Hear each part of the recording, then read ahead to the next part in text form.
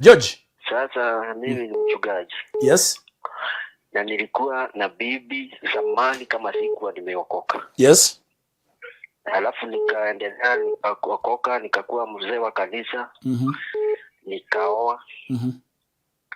Sasa wale wa zamani saa hii watoto wananipigia simu. Aha. Nataka kurudi. Mimi na sijui ni pande gani, nielekee pande gani.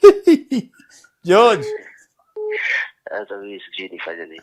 Bas, George, hujajua ufanye nini? Baba yuko hapa amefinyika katikati hapa.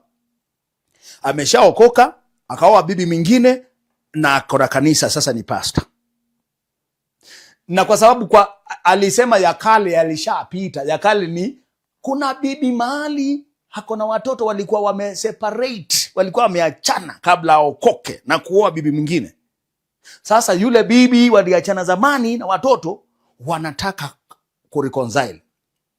Na Biblia inampa jukumu ya kuwatunza jamii wake, watoto wake na bibi wake. Lakini sasa the same Bible inamkataza kuwa mchungaji ambaye ako na bibi wawili. Atafanyaje huyu mzee? Apokee jamii yote hawe ni bwana wa mabibi wawili na awachane na huduma, ama akae kwa huduma na awatenge watoto wake wa damu na bibi yake wa kwanza?